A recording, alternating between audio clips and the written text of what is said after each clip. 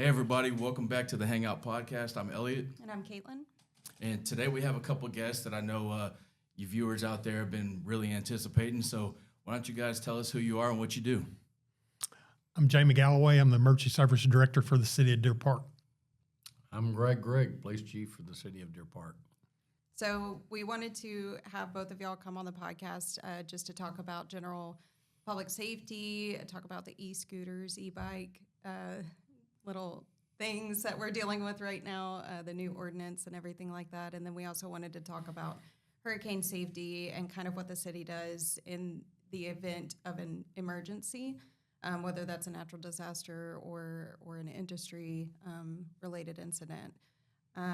So one of the first things that we wanted to really touch on is how the EOC works and who does what in the event of an incident.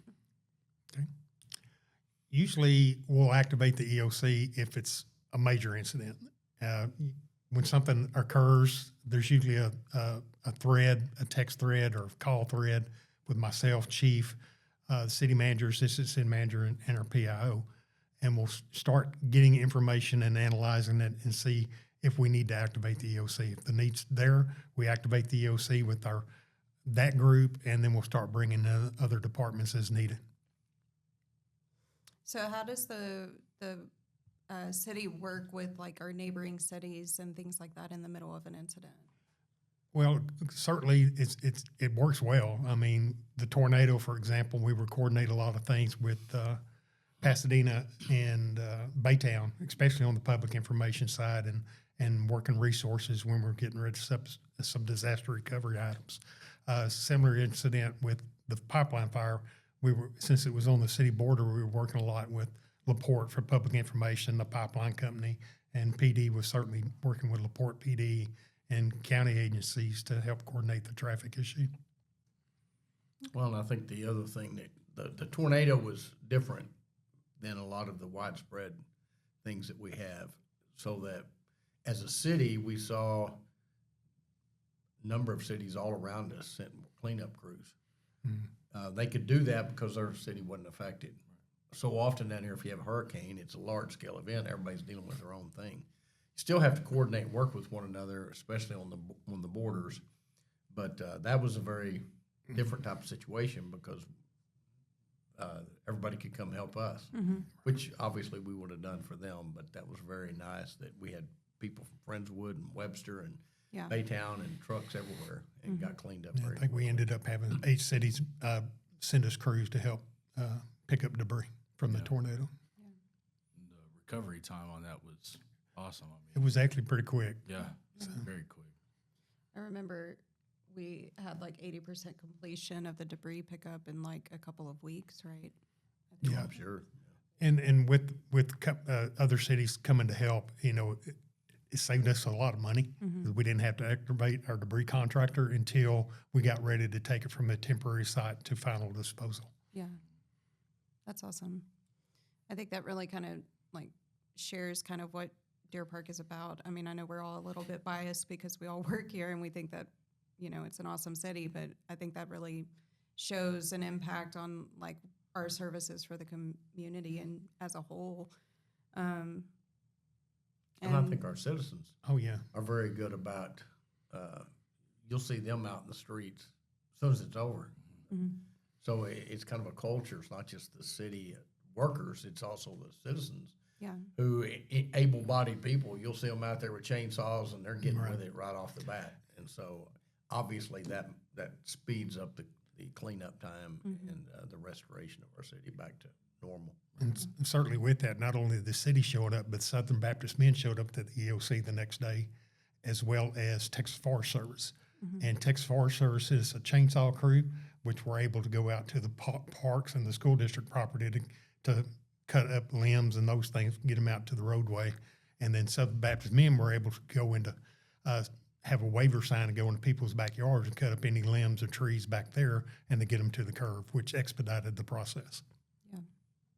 Yeah, and I know during that time we did have a lot of notifications going out. Hey, I understand you guys want to help your neighbors out, but we got to be cautious at the same time. We don't know if there's down power lines or any kind of dangers like that. As far as like a disaster. Talk a little bit about a shelter in place and what exactly that means. Shelter in place, but we'll issue it if we don't have enough information to decide if it's safe to be outdoors. I mean, most of that's going to occur with a possible chemical release or an industry issue, and depends on the wind as well. Just going inside and getting out of the outside air to a place of safe refuge. And Chief, logistically for PD, how would that work for you guys and your crew? I mean, obviously for the citizens, like we have a shelter in place. What kind of precautions do you guys have for PD if there was a shelter in place? Depends on the incident, as Jamie said, the wind direction and what may possibly be escaping or have escaped, or we don't know, but we know something's escaping. Right. We have two big concerns. One is if it's crossing Highway 225, you have a tremendous number of vehicles up there almost any time of the day. Less at night, but still a lot of cars going through there. So we have to try and determine quickly if this is impacting Highway 225 first, because if that's the case, we've got to close that road down, and that's about an hour and 15-minute process to get everybody diverted and out of harm's way. While we're doing that, usually Jamie's in contact with whatever plants involved, other OEMs, and they're trying to figure out what do we know. We're trying to get the company out to do the air monitoring and trying to figure. And are we getting phone calls from people that their eyes are burning or whatever? If that's the case, then we'll try and decide. Okay, if we're going to do a shelter in place, where do we think that might be? Is that Pasadena Boulevard? Is that 13th? Where is that? Because we want to try and impact the city as least as possible while maintaining safety. So we try and do that with some added on distance, and then call for that if we need it. And then once we verify that we don't need it, we'll lift that. And then of course that goes through the PIO, goes through dispatch when they do the call notification to our citizens when they do the geographic boundaries of the area that's going to be sheltered in place. So you have to try and define, and usually information is just not coming quick. And if you have some bad substance out there, you could have some bad results quickly. The officers themselves, of course, they know what the wind direction is. They've got masks and things that will help against a lot of the chemicals, not all of them. If it got to the point, obviously, that they couldn't, we would have to shut it down on the margins, and we're not going to go rushing in there and get caught up with everybody else, because if we're not there, we can't help anybody. Right. But thankfully, we've not had one that bad. So I kind of have a concept of this question, but maybe for the general public, what types of data are y'all looking at during that type of an incident where y'all are able to determine like where the shelter in place is going to be located? Is it air monitoring? Is it a GIS system where you're looking at like a footprint or a plume model? Like what types of data? Some of that information is going to be based off the information we're getting from the facility, what chemicals involved, and then I'll be bringing up some information through the Cameo program that's pushed out by EPA. And I'll bring up the chemical and I'll look and I'll start looking at the data on initial protective actions. And usually it's about a mile radius of the facility during a day and a mile and a half at night. So we'll start looking at that, getting our air monitoring contractor in play. And as Chief said, monitoring phone calls, see where we're getting people who smell odors, and we can pin that on a map. And at the same time, I'm trying to run a plume model, but we're also working with the National Weather Service to get that information of what type of product it is, and they'll look at their weather patterns and then run us a plume model and shoot and email it to us so we keep an eye on what's going on. But when you go in and drop a pin, say like at 225 in front of Pemex and Shell, and you put a 1 mile radius out, most of the population south of 225, you're looking at 5,700 residents within that 1 mile residence that we're going to have to shelter in place. Yeah. And that's just 1 mile. So, you have to expand it out like we did that one incident where Pasadena was doing some shelter in place as well, and that was pushed it 1.5 miles or so. And that's a lot of folks that we need to reach out to and say, take some type of protective action. Yeah. One of the things that we've all been frustrated with, I think probably the public at times, certainly y'all have, trying to get information out, is it takes an hour and a half to get our air monitoring folks out. Jamie's more familiar with what we're doing, but probably close to a year ago, we talked about it off and on, but a year ago or so, the mayor said we're going to have our own air monitoring. Mm-hmm. So we'll still call people out, but we want some stationary as well as handheld devices in capability here in-house. So we're getting readings when we're getting the calls. And that's all in place. I'm not sure exactly where we're at with we that. have that bid out, the project bid, and we applied for a port security grant and received some funds for reimbursement on the program. However, that's kind of pushed back a delay with DHS and FEMA being shut down right now to get some final processes approved. But the plan is to have 4 live air monitoring systems across the city along that 225 corridor. Those are stationary. Stationary. And then we'll also have, I believe it was 2 or 3 handheld devices that'll read the same type of product that we can move around mobile and also pick up live data.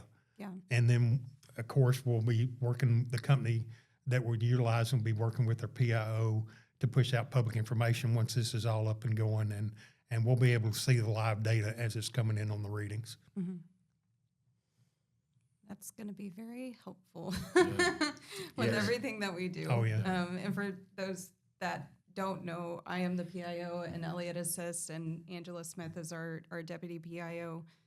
So we're all like a shared team as far as pushing out information, and then Kelly Bass in dispatch and all of the dispatchers, they help us as well in that information push, as well as other people too.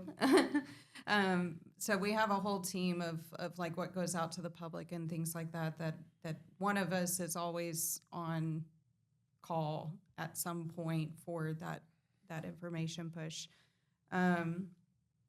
So let's talk a little bit about like what people should keep in like in an emergency preparedness kit, maybe for like a hurricane. Well, certainly some type of food and water. I mean, even in my to-go bag, I carry freeze-dried camping meals like Mountain House or something like that. And then I keep that handy if I need to. But, just something that can last at least 3 days. On major hurricanes, it's probably longer than that, 5 days. An example, Hurricane Beryl. I don't think any of us expected to lose power for a week. Yeah. And we did. Crazy. So hopefully some of the things that CenterPoint's been doing with improving the grid is going to help. But, just be prepared. Food, water, medications is another one. Important documentation, your insurance and those type of things, having that information available.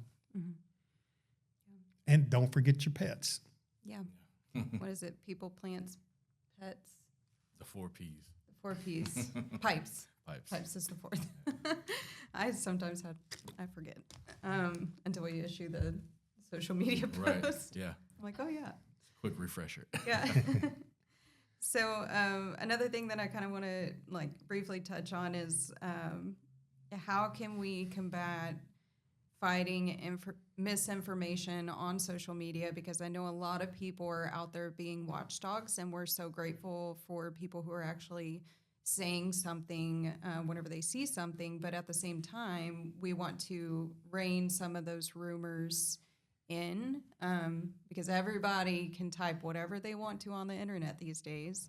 And I know we did some social media rumor control webinars with the city staff, and I think Lieutenant Brown hosted that for us for the communications committee. And he gave some really good tips and tricks, but I want to know from y'all's perspective what y'all think would be the best action for that. Use trusted sources. I mean, just Joe Bob's Facebook page, he states that I saw this and this, that, and the others. Not necessarily true. Yeah. The city website, the city social media, that's where we're pushing out the information as we get it. And even large media it can get it wrong, as we found out during the pipeline incident and the tornado. They were nationally reporting things that weren't true. Right. So it's just use the local trusted source. Yeah. Yeah, and I think the part of the pipeline, we had information on the pipeline about the individual that ran into the pipe way before we could put it out. But while we're investigating it, Right. you can't put it out. Yeah. So sometimes there's information that we have that we're running down, like that incident. We were trying to find out right off the bat, is this an act of terrorism? Because we have pipes like this all over the place. Right. And fairly soon we knew that it was an intentional act, but once again, that's not something that we put out. We're going to have to verify that because the family's going to hear that and everything else. So you have to be. But one of the things that you find too is that is the bad information, going back to what you were talking about earlier, is it gaining traction? You got all kinds of people say stupid stuff, and people just blow them off, ignore them, and they seem to be getting better about that, I think, on the internet. Yeah. But certainly a few years ago, I can't remember exactly which incident it was, we had somebody that started reporting that there were people breaking into houses. I think it was during Harvey, and they were robbing people and holding them up at gunpoint. And it was going like wildfire. And so we had to run it down. We got subpoenas for the company, found out who it was, went to the house. It was 2 teenagers. Thought it was funny. And so bottom line is we were able to shut them down, but mainly tell everybody that we had traced down the source. We couldn't tell them who it was, but we told them it was 2 kids, and that basically none of it was true. And that finally quelled it. But we spent several hours on that day trying to get that stupid rumor tampered down, and not a single bit of it was true. No, I was just going to say, in a situation like that, it's really unfortunate because you're dealing with a natural disaster, and then you have to try to mitigate something like that when those resources could be put, obviously somewhere better. So, yeah, thank you guys for shutting that kind of stuff down. I mean, it really goes back to the PD and how we're so lucky to have something like right away. You hear something and they go and report it. They get it reported. They take it into account like, hey, this could be really detrimental to the information that we're trying to get out, and also make our jobs a little bit easier as well. So, thank you guys for that. Yeah, and with that, we talk about especially we're doing multi-jurisdictional responses, having that coordinated communication, basically coordination and pushing out the same message is a good thing. Yeah. And because, if you think back on the pipeline fire and the tornado, we had that going, and with the coordinated information going out and everybody's operating from the same sheet of music, we didn't have a lot of those issues. Yeah.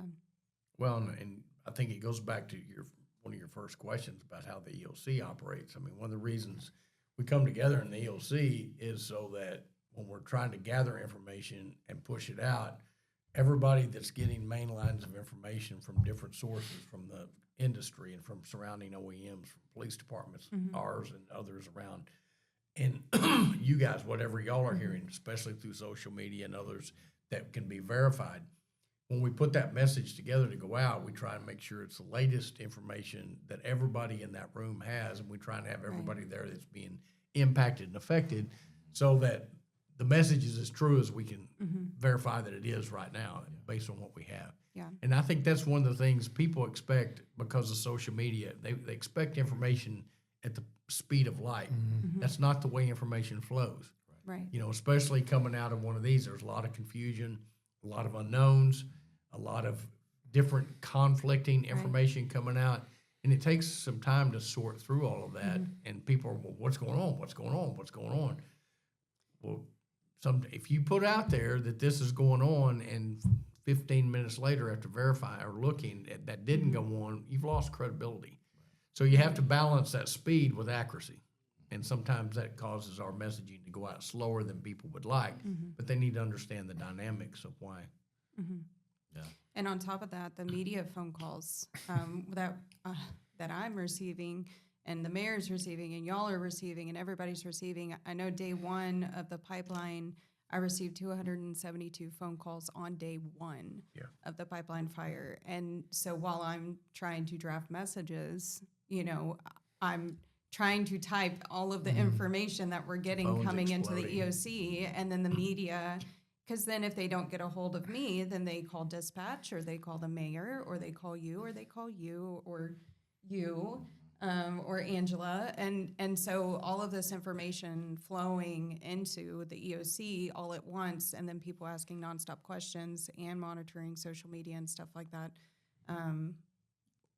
I feel like we do a really good job as a whole in communicating as much information as possible to the community in a timely manner when we get accurate information. And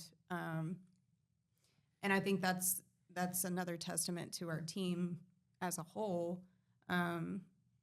because I know we've seen in past incidents where other cities have sheltered in place and stuff like that, and we didn't have all of the information yet. But prioritizing like the safety of our community has always been our first call for everything that we do, I think. And I think going back on what you said too, it can cause a lot of like mass hysteria that doesn't need to be there. If you're putting out information right away and it's false information, just just to get something out, that can again it could be more detrimental than doing any good. So It affects your credibility. right. Right. Yeah. And people are going, next thing you're putting out, was this true or is this going to be found not to be true? Right. So Yeah. that affects Yeah. timing, Yep. Yeah. which creates sometimes frustration because people think you should be able to tell them right now what's going on, Right. and it's just not the way it works. Yeah. So let's talk about something fun. And I know Chief is going to have some really great things to say about this topic. Let's talk about e-bikes Oh boy. and them rascals out there on them motorized scooters. Well, the rise, I mean, it seemed like last maybe November, started seeing more and more noticeably scooters, e-bikes, and a lot of the ones riding them, two people on a bike that had one seat. I mean, it was just riding in the street, going down the sidewalks at 20 miles an hour. And then as December came in, and especially once Christmas went past, it was like everybody got one. And people not wearing helmets. We started having a lot of near misses, a lot of minor accidents. I think there was Pearland in the last week or so had a fatality. But it wasn't just kids. We've had two of our wrecks at least involved adults. Oh, wow. That were so. All of a sudden, these things are everywhere. So we did draft an ordinance to address the issue. Pretty much the ordinance we had before this just said basically you can't ride them because you can't ride a bicycle on a sidewalk, and you're 10 years old. We don't want you in the street driving down the street Right. at 20 miles an hour. So a lot of them out there. Do we really want them in the street? The answer was no. We do not want a 10 or 12-year-old in the street. So that puts them up on the sidewalk. And so if you're going to put them on the sidewalk, now you got pedestrians. So who yields to who? And we made the e-bikes yield to the pedestrians. And we also made the e-bikes yield to any cars coming in and out of driveways or intersections. It's up to the e-bike because you can't see them. Right. You're You really looking can't. at cars coming at you. You're wanting to make a left turn, and you're trying to. And there's a e-bike coming 20, 25 miles an hour down the sidewalk. Yeah. You're not going to see them. Right. But the e-bike person, we put the responsibility on them. You can see that a car is stopped about to turn. You need to take those precautions. Yeah. We're putting helmets on them for under 16. They can ride in the street if it's not, the speed limit doesn't exceed, I think it's 30 miles an hour, so that basically they can ride in residential neighborhoods on the street. Hopefully with parental supervision. You don't see a lot of that. Certainly not on San Augustine and X Street where I've seen them. Just a lot of crazy driving and zipping it across streets and so it's a big issue. I fear that we are going to see more serious injuries. and that's unfortunate, but it's kind of the latest craze, and Yeah. parents need to supervise their children and teach them how to ride these things, instruct them in the rules of the game, and not just turn them loose. Yeah. And a lot of them have been turned loose. I know Nikki and I were getting after a couple kids at the DAC for just driving crazy. And I mean, they weren't paying attention to cars coming out of the parking lot. Right. And the cars, you get a grandma or grandpa or mom and pop out there, and they're just trying to get home, and they have this e-bike come zipping out of that parking lot, not a care in the world. They're just having fun. Something's going to happen, and it's going to be really unfortunate. And the last thing I want to happen is for it to be me backing up out of my parking spot and hitting a kid. That would tear me up inside. And but they don't pay attention, and they're in the walking lanes and stuff like that. And so I understand why y'all put that ordinance in place. I do feel bad that we raffled off an e-bike at the last tree lighting.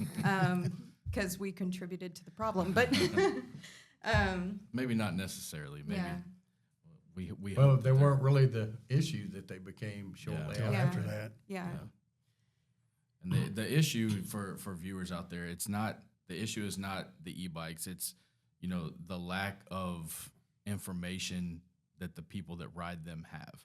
And like Chief said, we do have an ordinance. So if you want to check that out, where can people find this ordinance to get more information about it? City website, just look, the ordinances are there. You can go to the ordinances, and it's got a search capacity. Just put in e-bike, yeah. and it should pull it up. Awesome. I know the PD did like a infographic too for like Yes. what can and can't happen, and so we share that to the city social media page, and if y'all put out more, then we're always happy to share that over. But yeah, as much information about that is good. Yeah. We want to protect the kids Yeah. Yeah. because Keep everybody safe. I mean, Yeah. that's what Deer Park's all about. yeah, So the way it is now too is, adults can ride bicycles. So we do not put the same, obviously, restrictions on adults that we do on those under 16. Right. So you're going to find all these are geared towards under the age of 16. If you're an adult, you've got to follow the transportation code and the rules for bicycles and all of that to ride. So we're expecting them to pay attention, read, know what they can do and can't do, and pass that and tell your kids that before you just turn them loose. yeah. Yeah. Okay, so let's talk a little bit about like the blinking yellow lights. Yep. How do you feel about those? Are those going good? The accidents at the beginning, I don't have the numbers with me right off, but we did have several accidents right off as the whole point of the flashing yellow light is everybody should understand is that you can clear intersections much quicker instead of sitting there waiting.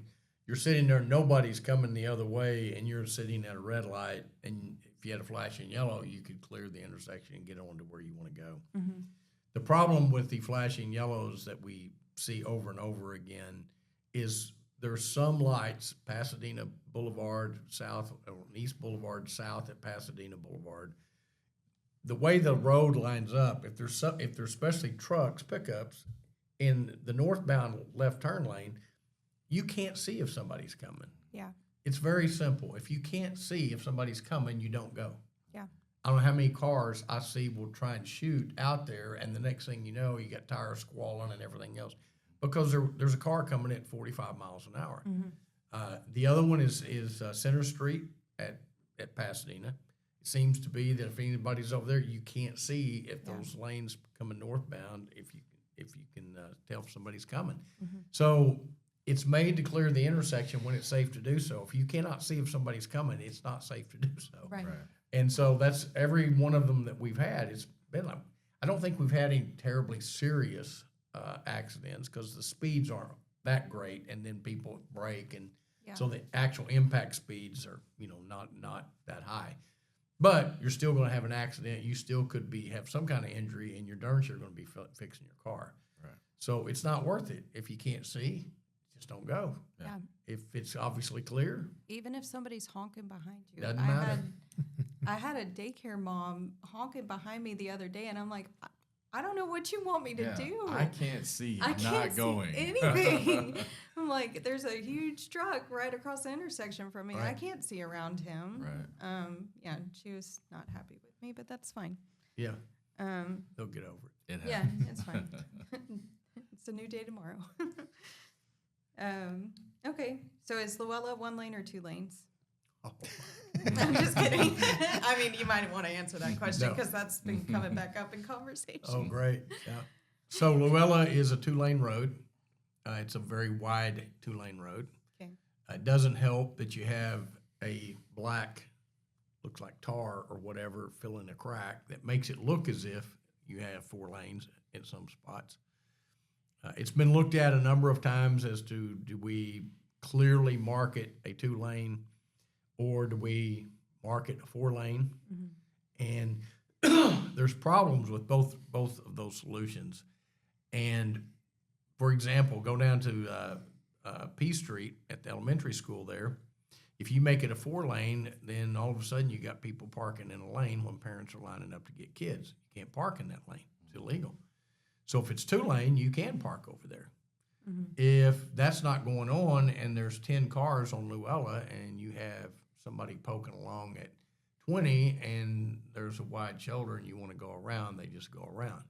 Is there any great harm? None, no. So right now, the volume on Luella has never exceeded the point that we've had to make a decision which way to go with it. At different times, it chokes up, especially at the schools, and for short periods of time, and the flexibility of not calling it one way or the other allows that to be dealt with. When there's nobody on Luella or very few and people want to go around, they can do that. If the time comes that the volume on Luella was to increase to the point we had to decide, well, then that would have to be a decision that gets made. But thus far, it's been left with driver discretion and flexibility, and some folks like that, and some folks want it black and white. It's just one of those. It's not really black and white, but it is a 2-lane road. He has spoken. Case rested. Okay. For now. For now. Yeah. To be continued. Maybe.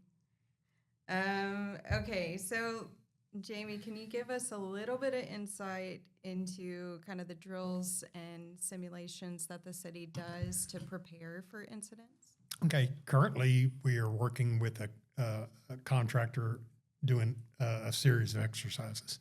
We did a tabletop exercise last fall in conjunction with the LAPC and some industry partners.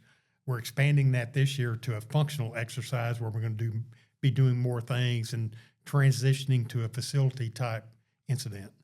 And then next year will be a full scale where we'll be deploying more resources and doing more things. At the same time, we'll be standing up the EOC, including communications involved in that to take simulated calls and go through those steps. So, and we still do a lot of things with other jurisdictions. LaPorte and Pasadena may be doing exercises they ask us to help participate in. Some of the public safety agencies for their part participate in Baytown as well. So we're always working with that, and we're doing a lot of things with industry when they're having exercises as well for their EOC. So I know you've sat through 1 or 2 of them. Yeah, I've been through quite a few. I think Charlene was dispatcher last time, and she got a call about a snake on 225. It was hypothetical, but there was no snake on 225. But she didn't know how to respond. She was like, I don't know. Go out there and kill it. She just had to be in the wrong spot at the wrong time. Yeah. She got dubbed dispatch, and she kept asking me questions. I'm like, I'm not dispatch. People ask me questions, things like that. I'm like, listen, a man's got to know his limitations, and I know where mine are. So, And then he points to me and says, go ask her. I'll help, but this sounds like a Caitlin problem. So let's talk about how to stay calm in the middle of an emergency and kind of how our neighbors can help. Children, elderly, pets, how can you help your neighbors more in an incident? you know, in an incident, as far as staying calm, I mean, I know it's impacted you and it's frightening and you really may not know what to do, but if you have a plan, you think about it, and if this was to happen, what would I do? You know, do that. Just run a simulation through your mind from time to time and take a deep breath, exhale. How can I help? What do I need to do to help protect my family? And then once that's all secured, what can I do to help my neighbor? Yeah, I think Jamie hit on it earlier. Do you have water and food to get you through 3 to 5 days? Is panicking going to help here? That would be never. So the best thing you can do is, like Jamie said, is have resources on hand and know that you can take care of yourself and whoever's in your house. And who are you going to call? I mean, if you have to move, if you have to have help, who are you going to call? Do you have those people where you can call them? You know who they are, that they're going to come. If you don't, you need to either contact your church or some social organization you're affiliated with, or somebody. You need to have a friend that you know you can call on if you have a problem. And obviously, it comes down to it, you call the city, depending on what your needs are. But the big thing is be prepared to some level. The more level you're prepared, the less likely you are to panic, because you know you're going to get through it. It's going to be okay, even if it's uncomfortable, miserable. The winter storm, I mean, that was no fun there. Everybody's without heat unless you have a generator or whatever, which isn't that many of us. And so everybody just puts on extra clothes and gets through it. But you got to have food, you got to have water, you got to have some resources and a plan. So however basic it is. And just don't be sitting there and go, oh my gosh, what's happening? And then now trying to figure it out. Right. But with that, don't go and buy all of the toilet paper at H-E-B. Yes. Or all of the cases of water at H-E-B. Yes. It's going to be a 3 or 4 day problem, and you don't need 172 bottles of water. Well, and I think a prep is, you know, if you keep 3 or 4 days of water on hand, you don't have to go do that. Right. If you, especially during hurricane season or whatever, never let your car get below half a gallon of gas. Yeah. You know, just go fill it up. That way, if it comes in, something's happening, you already got gas. You can load whatever you're going to take. Yeah. Have your stuff together to where if you know you're going to evacuate, you want to say, you know what, I'm not hanging around to see what happens. Have your important papers and all that in a carry-on or whatever. Have them located in one place. Put it in the car, whatever clothes you're going to take, and go. You already got gas. You already have the things you need. But if you have something that comes upon you, like the winter storm or the tornado, if you got hit in that, it's a little bit different. But once again, everybody outside of that little narrow channel was not affected, and so you get a lot of help coming in from that. And with that, as Chief mentioned, the winter storm and a hurricane are widespread. So we're trying to get additional resources in there to help residents and those type of things. Not only are we trying to get it, but those other 15, 20 counties are trying to do the same thing, competing for the same resources. So, have your own preparedness plan in place and a supply of food and water just get you through the first few days. Well, that's pretty much all we have. Are there any volunteer opportunities that maybe we could talk about? How the community can get more involved with like the police department or emergency services or anything? Well, certainly in emergency services, the fire department's a volunteer fire department. So if you're interested in that, you can do that. EMS has a few volunteer positions open, but it might be something I think about if we could utilize volunteers in emergency management, but it's something we'll evaluate. Yeah. And of course, there's programs out there, the CERT program, which is part of Base CERT, which really is a big operation with a lot of the bigger cities around us. They all combined a few years ago. And it's volunteers to help out in disasters type of things or special events. Yeah. So we have the Citizens Police Academy Alumni Association. I'm not sure how many members. I would guess 60 or 70. The very active. They do Back the Blue every year. Been raising a lot of money with LaPorte's Association and getting involved a lot in the state. Now they went to the Texas Police Chief Association conference here week before last and assisted with the golf tournament that we had that raised about, looks like probably $50,000 for our foundation, which is money that goes to fallen officers. Officers killed in the line of duty get a $10,000 check within 24 to 48 hours. That money goes directly to that. They were during the entire place there that we had 7 volunteers, and Sheila went. The city that we were in supplied 2 volunteers on Sunday night, 0 on Monday, and 1 volunteer came from the Dallas area. Oh, wow. So our volunteers carried that golf tournament. Yeah. They did it as well last year. They had some help from LaPorte. They were the title sponsor for the golf tournament last year. They split a $15,000 title sponsor and raised money for that foundation. They're getting more involved at the state level in their own association. But the only reason they're able to do that is because they're so active with us. They buy us stuff all the time. They just bought us DL swipes to go into our cars, about $12,000. So the ones that we had didn't work with the Motorola changeover. We didn't know that. We were going to have to wait till October, a new budget year, to buy that. They went ahead and bought that for us early. They buy equipment for our weight room. Whatever it is that we need, we go to them, and if they have the money, they vote and give it to us. That's awesome. And they're in our building every single day. You can't walk the halls without seeing them. So there's a lot of involvement, the fire department and things that they have, and also at the police department, we have a lot of opportunities. If volunteers are looking for something to do, and we do try and match you up with what you want to do, not necessarily what you've done all your life. Some people are good with computers. They've had enough of that. They want to come help with something else. And somebody goes, oh, you're good with computers, we'll do that, and then they never show up again. We try and make sure we give them a job that they have an interest in. I want to do a ride-along so bad.